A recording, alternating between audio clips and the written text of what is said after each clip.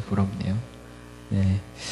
우리 계속 사도행전 이제 계속 보고 있는데, 여러분 이제 사도 바울이 오늘 어디까지 왔냐 하면 아데네까지 왔습니다. 아덴에서 이제 아레오바고라는 곳에 서서 설교를 하고 있습니다. 여러분 잘 묵상하시면서 따라가고 계세요? 지난주에 우리 우리 성경 공부도 같이 하고 했지만 2차 전도 여행 중에 있습니다. 그래서 2차 전도 여행을 이제 바나바와 다투고 실라를 데리고 이제 시작을 하게 되는데, 여러분 아시죠? 자, 그림 한번 보여주시겠어요? 그림, 우리 앞에 내용을 한번 정리를 해보면, 그죠? 잘 안 보이는데, 여기서 이제 안디옥에서 출발해서 더베와 루스트라에 가서 누구를 만났죠? 디모데를 만나서 함께 하게 됩니다. 그리고 이 바울이 아시아 그리고 갈라디아 쪽으로 가려고 했는데 성령께서 그걸 막으시고 드로아 쪽으로 가게 됩니다. 드로아에서 이제 드로아의 환상 중에 한 사람을 만나서 건너와서 도와라 하는 환상을 받고 빌립보로 가게 됩니다. 지난주 빌립보 이야기 기억나시죠? 빌립보에서 이제 루디아를 전도했던 말씀 우리가 함께 나누었습니다. 그리고 이제 그 이야기가 계속 이어지고 있는데 17장 1절에 보면 이렇게 나옵니다. 우리 같이 한번 읽어볼까요? 시작. 암볼리아와 아볼로니아로 다녀가 데살로니가에 이르니 거기에 유대인의 해당이 있는지라. 오늘 말씀에 나오듯이 암볼리아와 아볼로니아로 다녀가서 데살로니가 지역에 이르러서 전도를 합니다. 그리고 그걸 지나서 아까 지도를 한번 보여주시면 이제 이렇게 데살로니가 지역을 지나서 베레아에 이르게 됩니다. 제가 이 베레아 2차 전도 여행을 얘기하면서 베레아 지역을 꼭 얘기를 드리고 싶은데, 바울이 베레아 지역에 가서 말씀을 전했더니 많은 사람이 믿게 됐다라는 내용이 나옵니다. 같이 한번 읽어볼까요? 우리 그 7장 11절에서 12절에 나오거든요. 같이 한번 읽어보겠습니다. 시작. 베레아에 있는 사람들은 데살로니가에 있는 사람들보다 더 너그러워 간절한 마음으로 말씀을 받고, 이것이 그러한가 하여 날마다 성경을 상고함으로 그 중에 믿는 사람이 많고 또 헬라의 기부인과 남자가 적지 아니하나. 아멘. 데살로니가 사람들과 같지 않고 베레아에서 말씀을 전했을 때 더 많은 사람들이 믿었다라고 합니다. 왜냐하면 11절 말씀을 보면 이렇게 나옵니다. 왜 그들이 더 잘 믿게 되었는가? 그들이 먼저는 너그러운 마음으로 말씀을 받았다라고 합니다. 좋은 밭에 심긴 것처럼 하나님을 향한 말씀의 밭. 그리고 저는 이것도 중요한 것, 이것보다 또 중요한 것은 두 번째는 거기 말씀을 보면 11절에 보면 그들이 간절한 마음으로 말씀을 받았는데 이것이 그러한가 하여서 날마다 말씀을 상고했다라고 이제 말씀은 이야기하고 있습니다. 여러분, 저는 이 말씀 우리 참 중요한 것 같아요.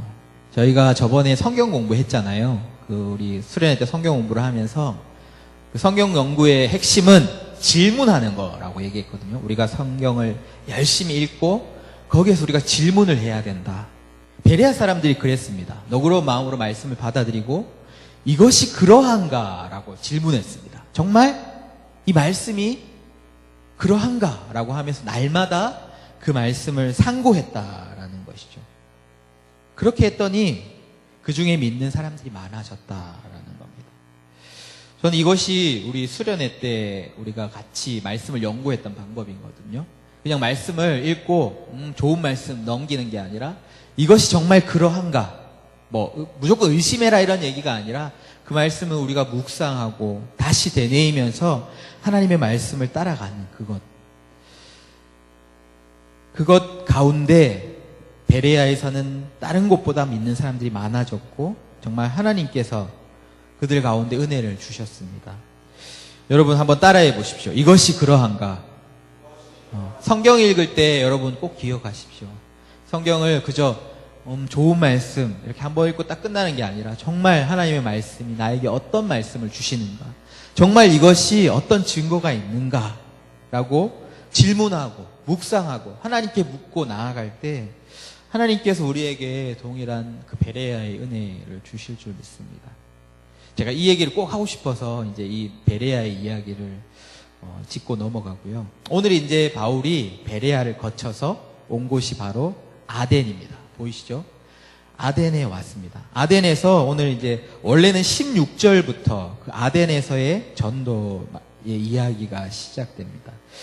이 아덴에 온 바울이 오늘 우리가 함께 읽은 본문은 아덴에서 아레오바고라는 곳에 서서 사람들에게 복음을 전하고 있다라는 겁니다. 여러분, 복음을 전하는 것이 여러분 뭐라고 생각하세요? 복음을 전한다. 그저 예수님의 이름을 증거한다. 단순히 그렇게 누구나 다 알죠. 그거는 어떤 의미인가요? 복음을 전한다. 저는 오늘 바울이 복음을 전한 그 모습은 세상을 향해서 답을 주고 있다라고 저는 그렇게 보여집니다. 세상이 하는 질문, 세상이 우리의 존재와 이 세상을 향해 하는 그 모든 질문에 바울은 오늘 그저 예수님의 이름만 전하는 그것이 아니라 그 예수님의 이름을 통해서 세상에 그 질문에 답을 주고 있다라는 거죠. 그리스도인 그들은 누구인가? 저는 답을 가진 사람이다라고 생각합니다. 세상이 가진 그 많은 질문들에 대한 가장 진리를 가진 사람들, 정답을 가진 사람들이죠. 우리가 복음을 전파하는 것은 사람들을 그저 교회로 한 명 더 끌어오는 것이 아니라 세상이 가진 그 풀 수 없는 그 질문들에 먼저 답을 찾은 사람들, 그리스도인들이 그 답을 알려주는 겁니다. 오늘 바울은 아레오바고에서 그가 가진 답을 이야기를 하고 있습니다. 아레오바고. 여러분 이제 우리가 수련회 함께 공부를 열심히 했으면 질문이 나와야 되겠죠. 어떤 질문이 나와야죠? 아레오바고는 어떤 곳인가? 바울이 오늘 아레오바고에 서서 이제 사람들에게 설교, 이제 복음을 전했다라고 할 수 있고, 연설을 했다라고 할 수도 있고, 또 사람들에게 복음을 전파했다. 아레오바고는 어떤 곳인가? 제가 찾아보니까요. 아레오바고라는 이름은 이제 그 그리스 지역에는 그런 신화들이 많지 않습니까? 그 전쟁과 학살 그리고 역병의 신이라는 아레스라는 이름으로부터 나온 형용사와 그리고 언덕이라는 단어가 합쳐져서 만들어진 단어입니다. 그래서 직역을 하면 아레스의 언덕이라고 할 수 있는데, 이 아레오바고가 어떤 곳이냐면 여러분 이제 상상력을 가지고 한번 들어보십시오. 아덴시 지금 아덴에 도착해서 아덴시의 광장인 아고라라고 하는 곳이 있습니다. 여러분 들어보셨죠? 저도 이걸 연구하면서 우리 다음 들어가면 아고라라고 하면 사람들이 막 서로 논쟁을 하고 막 글을 올리고 하는 그 아고라로부터 이제 남쪽에 한 200m 가까이 있는 곳인 것 같아요. 이제 있는 위치입니다. 그 아고라라는 곳은 고대 그리스 도시들이 있던 열린 회의의 장소였습니다. 그래서 사람들이 국방의 의무를 위해서 모이거나 또는 왕의 또 의회 통치 발언을 듣고 했던 광장이 아고라입니다. 그런 이제 사람들이 모여서 토론을 하고 의회나 남성들이 국방의 의무 때문에 모이는 광장에서 보이는 200m 밑쪽으로 이 아레오바고가 있었다라는 거고요. 그리고 또 그 밑으로는 뭐가 있었냐 하면 여러분 한번 들어보셨을 텐데 아크로폴리스 여러분 들어보셨나요? 한번 사진 한번 보여주세요. 사진을 보면 이게 다음 사진이요. 이게 아크로폴리스라는 사진 많이 보셨죠? 여행 가신 분도 아마 있을지도 모르겠는데 여기에는 보면 저기 제일 위에 꼭대기에 보이는 저것이 바로 파르테논 신전입니다. 다음 사진을 보면 이런 이제 신전이 모여 있는 아덴의 중심지에 위쪽으로 그 아레오바고가 있었다는 겁니다. 한번 여러분 상상해 보십시오.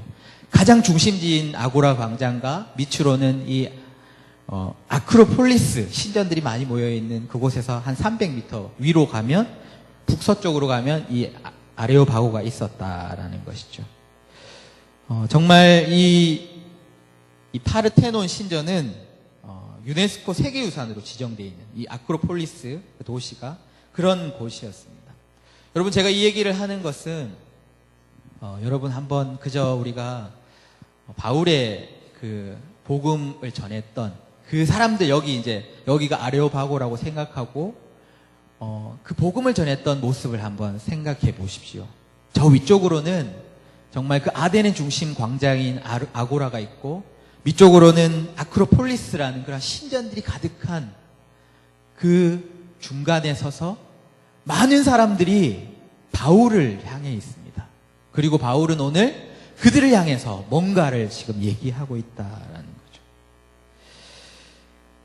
거죠. 이 아크로폴리스, 이곳에는 많은 신전들, 정말 가장 큰 신전들이 모여 있습니다. 우리가 들어봤던 이제 나이키가 니케로부터 왔잖아요. 그런 신전도 있던 곳이 바로 이 아크로폴리스였습니다. 제가 지금 사항을 말씀드리는 것은 바울이 복음을 전했던 것이 그저 여기 그냥 나아가서 어느 동네에 가서 전했던 것이 아니라 정말 그 신전들이 모여 있고 가장 지성이 넘쳐나던 그 아덴의 중심지에서 오늘 그들을 향해 그는 답을 주고 있다라는 겁니다. 거기에는 이렇게 보시지만 많은 신전들이 있었습니다. 정말 많은 종교, 미신, 그리고 강한 믿음들을 가진 곳이기도 했지만 그곳이 더 어려웠던 것은 오늘 말씀을 보면 여러분 18절을 보시면 어떤 에피쿠로스 학자와 스토아 철학자들도 바울과 쟁론을 했다라고 합니다. 여러분 들어보셨죠?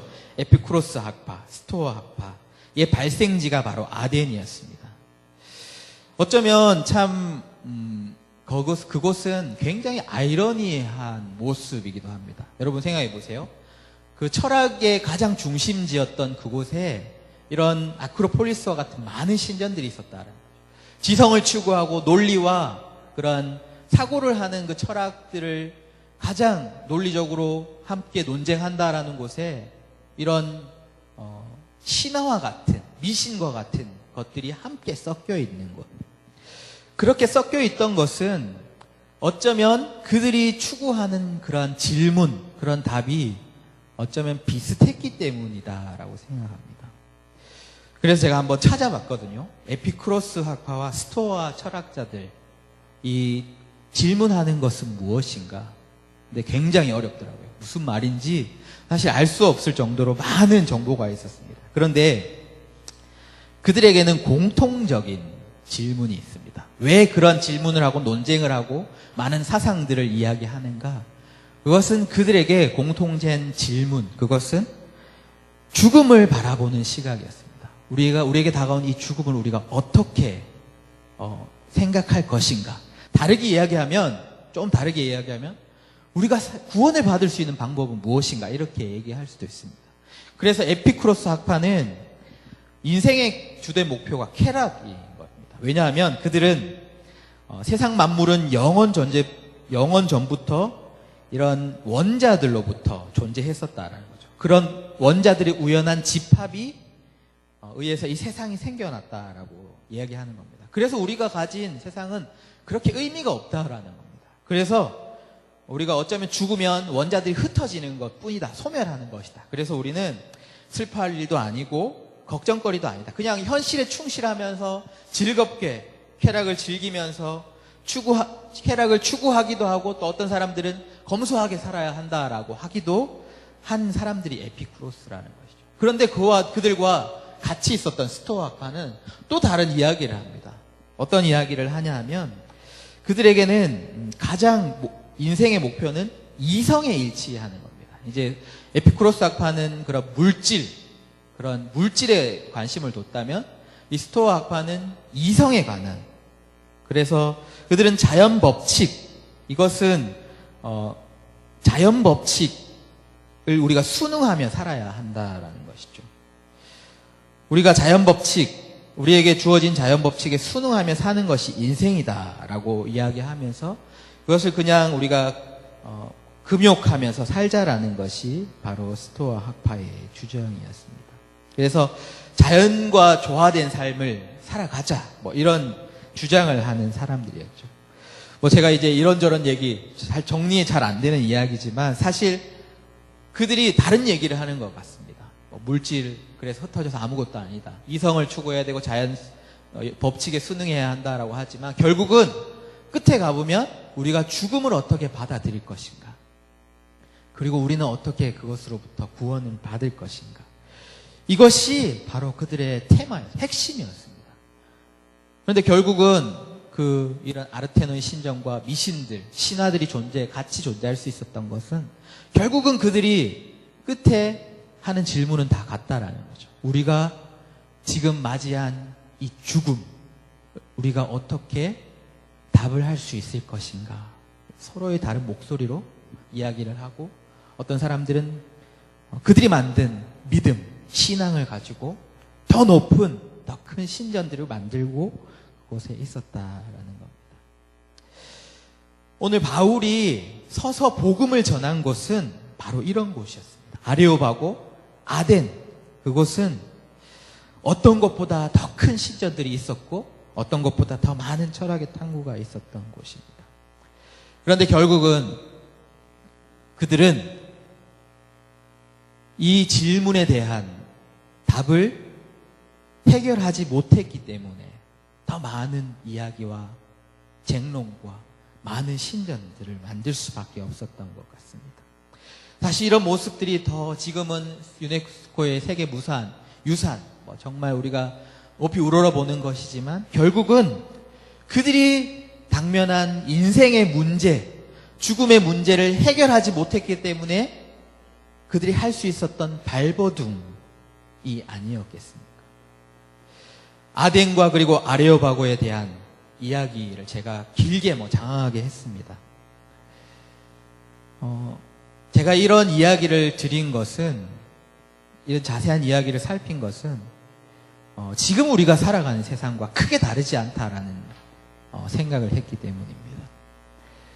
우리가 지식은 더 발전했습니다. 지식은 날로 정말 더 쌓여가고 더 많은 지식 발전해가고 새로워지고 또 문화도 그렇고 기술도, 우리의 인간의 기술은 정말 상상할 수 없을 정도로 정말 더 빨리 바뀌어가는 것 같습니다. 그런데 정말 이 멋진 아테네의 이 모습과 같이, 하지만 여전히 우리의 근본적인 문제에 대한 답을 찾지 못했다라는 거죠. 우리도 마찬가지로 더 기술이 발전하고 우리는 더 잘 살아갈 것 같고 더 나은 삶을 영위할 것 같지만 여전히 우리에게는 우리의 삶으로부터 일어나는 그런 문제의 답을 찾지 못하고 있다라는 겁니다. 더 화려해지고 있지만 오늘 아덴 사람들이 바울을 아레오바고로 데리고 가서 그의 이야기를 주목했던 이유는, 바울의 이야기에 호기심을 가지고 경청했던 이유는 이것이 바로 그들의 관심사였기 때문입니다. 바울이 오늘 말씀을 보면 18절에 보면 예수와 그 부활에 대해서 전했기 때문입니다. 그들의 관심사, 죽음에 관한 그리고 부활에 관한, 구원에 관한 이야기를 바울이 했기 때문입니다. 그래서 그를 아레오바고로 끌고 가서 그의 이야기를 듣고 있다라는 겁니다. 여러분, 지금 시대와 비슷하지 않습니까? 첨단 과학의 시대를 살아가고 있잖아요. 더 합리적인 세상, 정말 오류가 없는 그런 지식들을 원합니다. 또 뿐만 아니라 이후에도 더 많은 기술의 발전과 이야기들이 생겨날 것입니다. 하지만 우리는 여전히 그 인생의 문제에 대한 답을 얻지 못하고 있습니다. 그리고 그 문제를 해결하기 위한 갈급함이 있다라는 것이죠. 오늘 바울은 그 사람들에게 내가 너희가 알지 못하고 위하는 그것을 알게 하리라 라고 이야기합니다. 23절을 우리가 같이 한번 읽어볼까요? 23절. 자, 23절 우리 같이 읽어보겠습니다. 시작.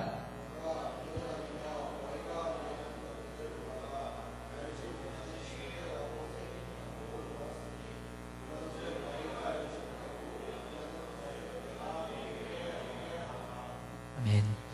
그저 바울이 자기가 가졌던 뭐 좋은 다른 신들보다 더 위대한 예수를 전했던 것이 아니라 바울은 오늘 그 아레오바고에서 가장 근본적인 질문을 해결하지 못하는 가장 중심에서 그는 그들에게 답을 주고 있다라는 겁니다.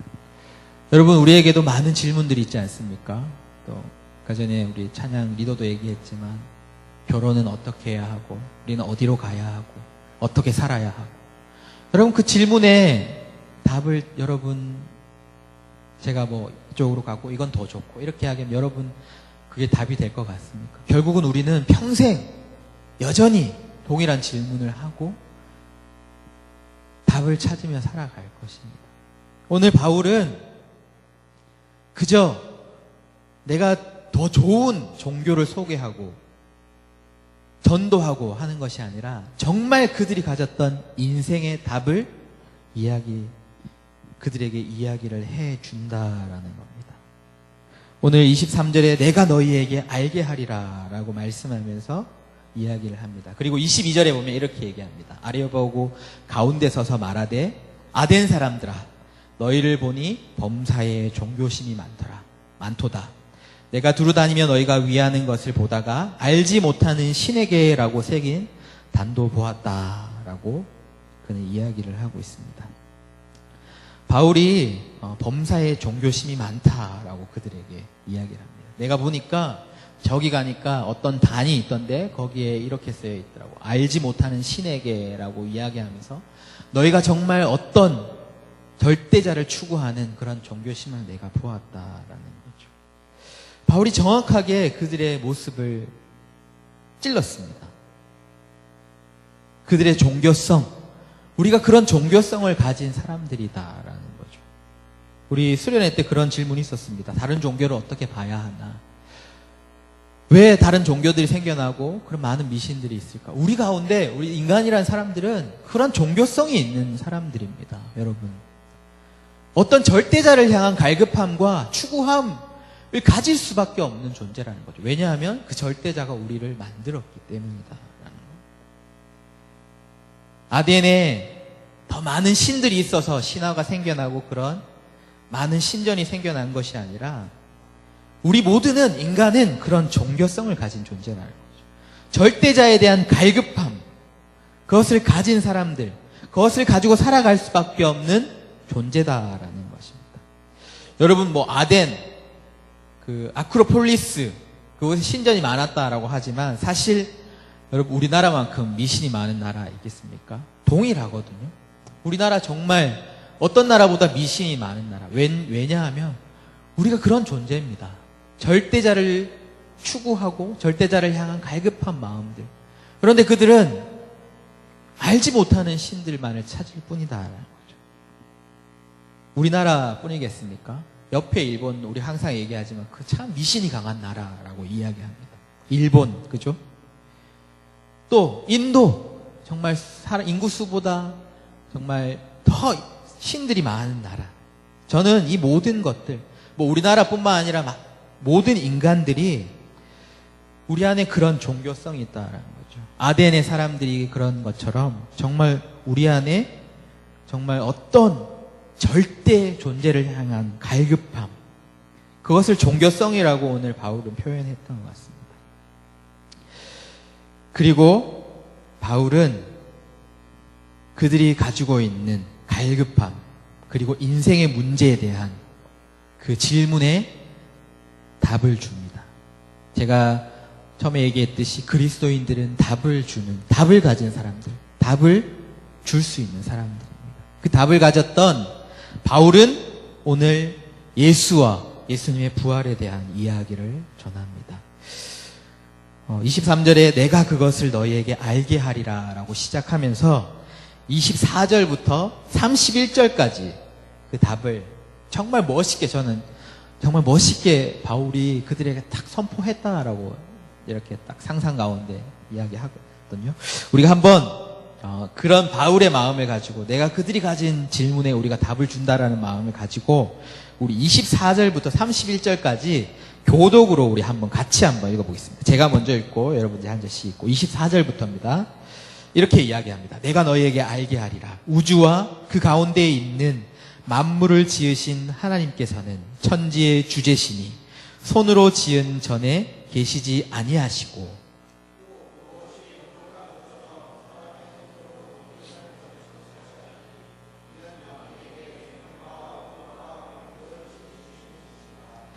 인류의 모든 족속을 한 혈통으로 만드사 온 땅에 살게 하시고 그들의 연대를 정하시며 거주의 경계를 한정하셨으니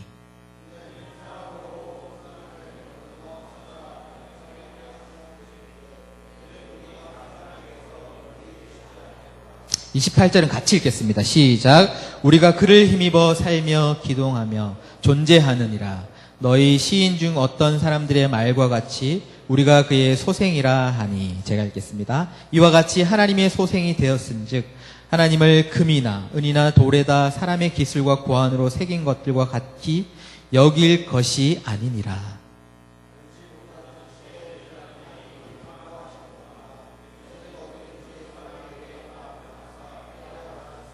이는 정하신 사람으로 하여금 천하를 공의로 심판할 날을 작정하시고 이에 그를 죽은 자 가운데서 다시 살리신 것으로 모든 사람에게 믿을 만한 증거를 주셨음이라 하니라. 아멘. 여러분, 이것이 바울이 아레오바고에서 그들에게 전한 복음, 그리고 그들의 가진 질문의 답이었습니다. 세상이 묻습니다. 이 세상은 어디로 왔는가? 성경은 우리에게 답을 줍니다. 24절에 이렇게 나와 있죠. 우주와 그 가운데 있는 만물을 지으신 하나님께서는 천지의 주제시니 손으로 지은 전에 계시지 아니하시고. 그리고 세상은 묻습니다. 우리는 누구인가? 우리의 존재는 도대체 무엇인가? 라고 질문합니다. 성경은 우리에게 답합니다. 28절 말씀. 우리가 그를 힘입어 살며 기동하며 존재하느니라. 너희 시인 중 어떤 사람들의 말과 같이 우리가 그의 소생이라 하니. 우리가 그의 소생이다. 우리는 그 절대자 하나님을 힘입어 살아가는 존재고 하나님을 힘입어 기동하는 존재고 존재하는 존재다라는 것입니다. 이 세상이 하는 질문, 존재에 대한 답, 이것보다 더 명확한 답이 어디 있겠습니까? 우리가 어디로부터 왔는가? 우리는 하나님으로부터 왔다라는 것이죠. 그리고 우리는 하나님과 하나님으로 살아갈 수 있는 존재다라는 답을 주고 있습니다. 그리고 한 가지 답을 더 줍니다. 그렇다면 우리가 지금 가진 구원의 문제, 죽음에 대한 답은 무엇인가? 죽음의 문제를 어떻게 해결할 수 있는가? 30절과 31절에 이렇게 이야기합니다. 알지 못하던 시대에는 하나님이 간과하셨거니와 이제는 어디든지 사람에게 다 명하사 회개하라 하셨으니 이제 정하신 사람으로 하여금 천하를 공의로 심판하는 날을 작정하시고 이에 그를 죽은 자 가운데 다시 살리신 것으로 모든 사람에게 믿을 만한 증거를 주셨음이라 하니라. 아멘. 바울이 아덴에서 전한 것은 예수 그리스도와 부활이었습니다. 그것이 답이다라는 거죠.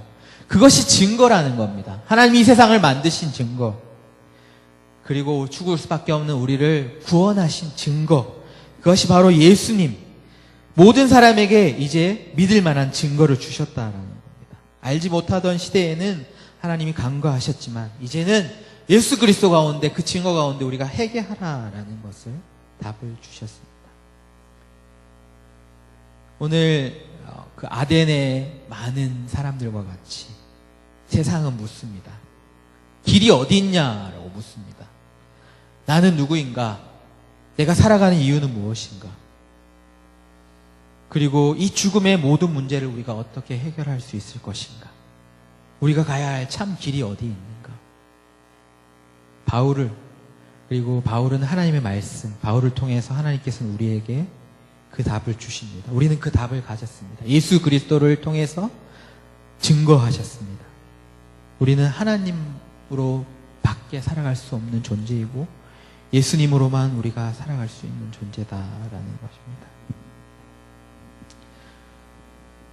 하지만 세상은 오늘도 그 답을 여전히 찾고 있습니다. 그래서 그들은 오늘 아덴 사람들과 같이 알지 못하는 신들에게 그들은 여전히 나아갑니다. 자신들의 신들을 찾아가는 것이죠. 하지만 우리에게는 여러분들에게는 이미 답이 주어졌습니다.